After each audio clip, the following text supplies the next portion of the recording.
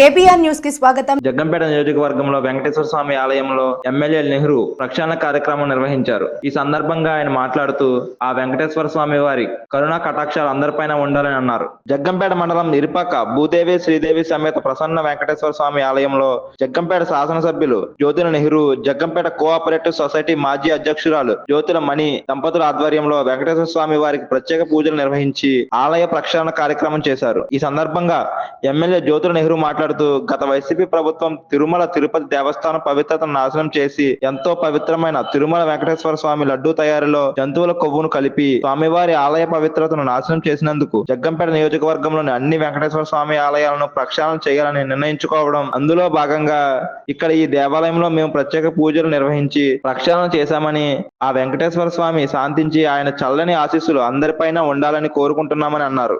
కార్యక్రమంలో బల్వా చిన్నబాబు, పంతం సత్యనారాయణ, జ్యోతి సత్యమూర్తి, కంద సత్యానందం, కోనేటి వెంకటేశ్వరరావు తదితరులు పాల్గొన్నారు. కలియుగ వైకుంఠవాసుడైనటువంటి తిరుపతి వెంకటేశ్వర స్వామికి జరిగినటువంటి అపచారాన్ని, ఏదైతే ప్రసాదం కల్తీ ప్రసాదం చేసి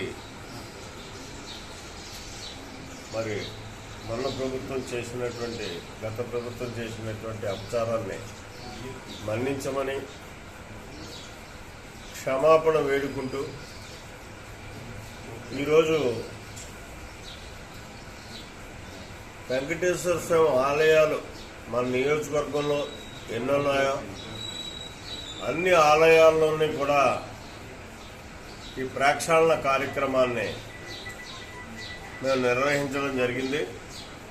అందులో భాగంగానే వేళ మనం ఇరుపక్కలో ఉన్నటువంటి శ్రీ ప్రసన్న వెంకటేశ్వర స్వామి ఆలయంలో ప్రక్షాళన కార్యక్రమాన్ని తీసుకున్నాం. మరి పూజలు చేస్తే మన్నించమని చెప్పేసి ఇచ్చేయడమే కాకుండా 108 కొబ్బరికాయలు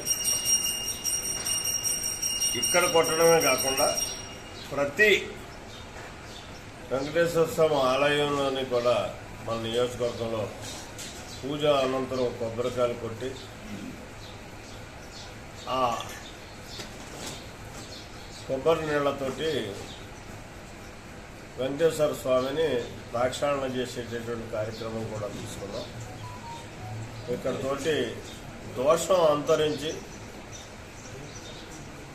మన రాష్ట్రం సుభిక్షంగా వెంకటేశ్వర స్వామి చల్లని చూపులతో ఈ ప్రభుత్వం ఏర్పడ్డ తర్వాత తీసుకున్నటువంటి నిర్ణయాల్లో స్వచ్ఛమైనటువంటి ప్రసాదాన్ని ఇచ్చే అవకాశం మరి కలిగింది. కాబట్టి వెంకటేశ్వర స్వామిని కోపం తగ్గించుకొని మమ్మల్ని అందరినీ కూడా, ఈ రాష్ట్ర ప్రజానీకాలందరినీ మీ చల్లని చూపులతో ఆశీర్వదించి ఈ రాష్ట్రాన్ని అన్ని రకాలుగా అభివృద్ధి చేసేటటువంటి బాధ్యత తీసుకొని స్వామివారి యొక్క ఇది నుంచి జరపాలి అని చెప్పేసి మనసావాచ కోరుకుంటూ ఆ స్వామిని మన్నించమని వేడుకుంటూ ఆ స్వామికి 1,00,000